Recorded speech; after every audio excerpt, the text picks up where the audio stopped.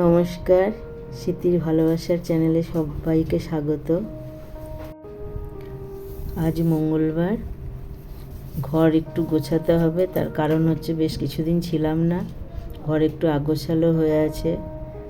তারপরে রান্নাঘর গিয়ে দেখি কি রান্না বান্না হয়। আজকে নিরামিষই, আলু উচ্ছে ভাজা করব, তাই আলু আর উচ্ছে একটু নুন হলুদ মাখিয়ে রেখেছি। কড়াই গরম করে তেল দিলাম।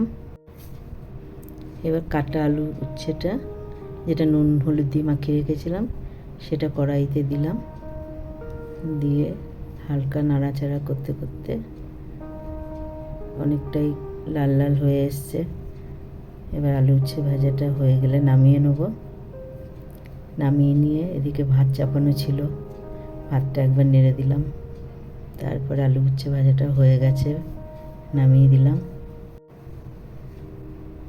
তারপরে একটু কাটাকুটি করে নিই, তারপরে দেখি কি রান্না হয়।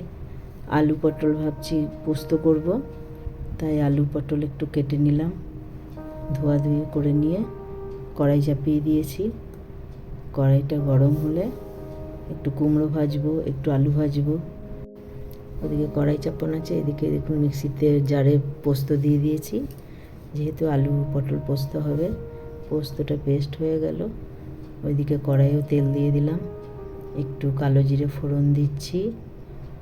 আর তারপরে আলুটা দিয়ে একটু নাড়াচাড়া করে তারপরে পটলটা দেবো।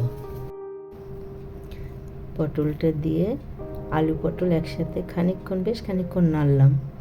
একটু যখন হালকা লালচে লালচে ভাজা ভাজা হলো, তখন আমি পোস্তটা ঢেলে দিলাম।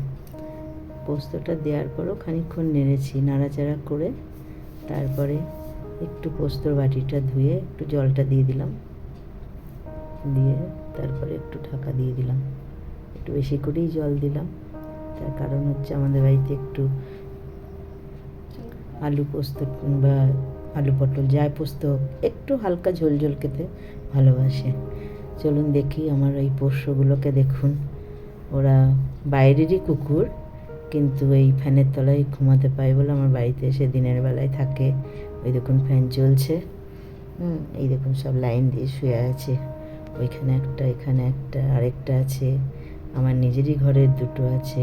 পোস্তটা মনে হয় হয়েই এসছে। চলুন দেখি। পোস্তটা হয়ে গেছে, নামিয়ে নিলাম। নামিয়ে নিয়ে এবার কড়াই ধুয়ে আবার চাপিয়ে দিলাম। আমার ছেলে কুমড়ো ভাজা খেতে ভালোবাসে, তাই কটা কুমড়ো ভেজে দিলাম ওকে। কুমড়োটা একটু লাল লাল হয়ে গেছে, এইবার নামিয়ে নেব। কুমড়ো ভাজাটা নামিয়ে নিয়ে তারপরে ওই কড়াইয়েই একটু কালো জিরে ফোড়ন আর শুকনো লঙ্কা ফোড়ন দিলাম, একটু আলু ভাজবো বলে।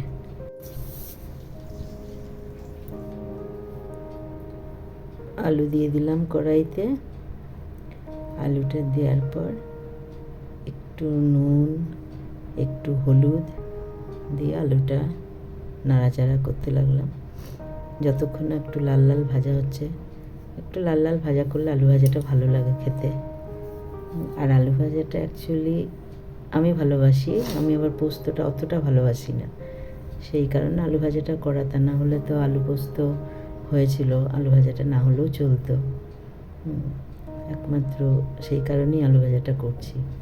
আলুটা নাড়তে নাড়তে একটু লাল লাল হয়ে গেছে। এদিকে আমার একটা কুকার বসানো ছিল, ছোট কুকার। একটু মুগ ডাল সিদ্ধ করবো বলে, নিরামিষই তো, সেই কারণে মুগ ডাল সিদ্ধটা ভালো লাগে। একটু নুন দিয়ে দিলাম আর দুটো কাঁচা লঙ্কা চিড়ে দিলাম।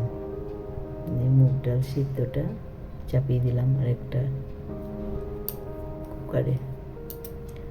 হোক মুগ ডাল সিদ্ধটা আস্তে আস্তে, দেখি তারপরে আর কি করবো। এদিকে ছানা নিয়েছিলাম, একটু ছানার ডালনা হবে।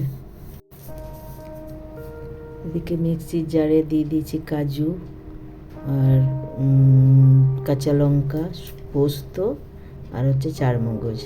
এটা একটু পেস্ট করে রাখি, ছানার ডালনায় দেবো। এখানে কেটে রেখেছি কলমি শাক ভাজা হবে। আর ছানার ডালনার আলুগুলো কেটে নিই, তারপরে আবার রান্নাঘরে যাব, আপনাদের দেখাচ্ছি। রান্নাঘরে গিয়ে বৌমা স্কুল যাবে, সেই কারণে খেয়ে যাবে। দুধটা গরম করলাম। এদিকে দেখুন কলমির শাক কেটে রেখেছি, আর ছানার আলুটা কেটে ধুয়ে রেখে দিয়েছি। এইবার ছানাগুলো একটু ভেজে নেব। এই যে ছানার আলু কেটে রেখেছি, আর এটা একটু কলমির শাক আছে। এই দেখুন দুধটা আবার উতলে যাচ্ছে, নামিয়ে নিই দুধটা। এদিকে আমার ভাতের চাল ধুয়ে নিয়েছি, ডেচকিতে করেই বসাবো। ডেচকি বসিয়ে দিয়ে এই দিকটা কোকোদের ভাত হচ্ছিল, ওটা নামিয়ে নিলাম। ছানা ভাজার জন্য কড়াইটা চাপিয়ে দিলাম, গ্যাসটা জ্বালিয়ে দিলাম, কড়াইটা চাপালাম ছানাগুলো ভাজার জন্য। এইবার কড়াইটা গরম হয়ে গেছে, এবার আমি সাদা তেলটা দিয়ে দিলাম। সাদা তেলটা দিয়ে তেলটা যখন গরম হলো, ছানার বড়াগুলো অল্প অল্প করে দিলাম। কড়াইটা ছোট তো, সেই কারণে খুব বেশি করে চাপানো যায়নি, অল্প অল্প করেই দিয়ে ভেজে আস্তে আস্তে করে ওই যে নামিয়ে রাখছি। আর খানিকটা বাকি আছে, ওইটুকুটা ভাজা হলেই আমার ছানা ভাজাগুলো কমপ্লিট হয়ে যাবে। তারপরে এবার সাদা তেলের সাথে খানিকটা আমি সর্ষের তেল পাইল করেছি, যেহেতু শুধু সাদা তেল আমরা খেতে পারি না, সেই কারণে সর্ষের তেলে পাইল করে তেলটা যখন গরম হলো, তখন ফোড়নে দেওয়ার জন্য নিয়েছি তেজপাতা, শুকনো লঙ্কা, জিরে আর গোটা গরম মশলা। সবগুলোই কড়াইয়ের মধ্যে ঢেলে দিলাম। এইবার ওটা ফোড়নটা একটু ভাজা ভাজা হওয়ার পর আলুগুলো দিয়ে দিলাম। আলুগুলো দিয়ে নাড়াচাড়া করতে করতে আলুগুলো যখন একটু লালচে লালচে ভাব হলো, তখন আমি ওর মধ্যে দিয়ে দিলাম আগে থেকে বেটে রেখেছিলাম জিরে, ধনে, আদা আর হলুদ। সেই মশলাটা একটু জল দিয়ে গুলে নিয়ে ওর মধ্যে দিয়ে দিলাম।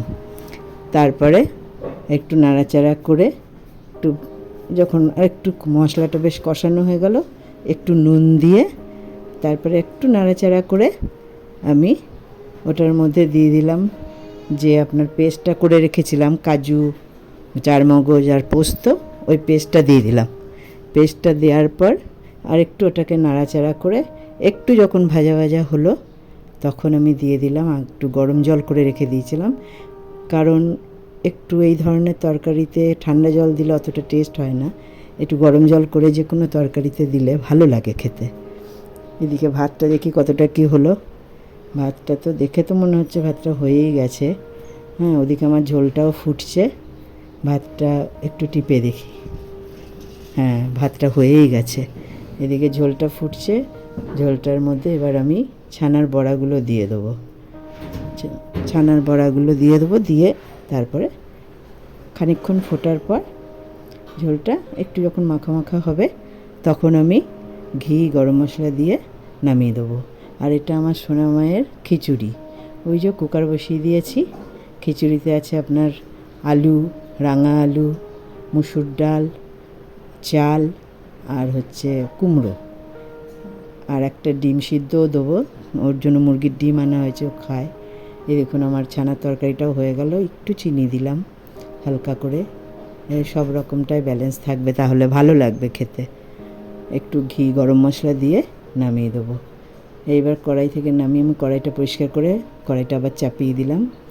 কড়াইটা গরম হলে পরে কড়াইয়ের মধ্যে দিয়ে দেবো তেল। কড়াইটা চাপিয়েছিলাম, আমার কলমি শাকটা বাকি ছিল, সেই কলমি শাকটা করার জন্য, কিন্তু আমার ভিডিও আর পেজ না থাকার জন্য আপনাদেরকে সেটা দেখাতে পারলাম না বন্ধুরা। তো হালকা দেখাচ্ছি, এই যে সেইভাবে আর হচ্ছে না ভিডিওটা, ক্ষমা করবেন। তো যদি ভিডিওটা ভালো লাগে অবশ্যই লাইক, শেয়ার, কমেন্ট করবেন। আপনাদের আমাদের একটু ভালোবাসা দেবেন, হ্যাঁ একটু সহযোগিতা করুন, যাতে আপনাদের মতো আমিও এরকম হতে পারি। আশা রাখছি, ঠাকুরের কাছে প্রার্থনা করি সবাই ভালো থাকবেন, সবাই সুস্থ থাকবেন।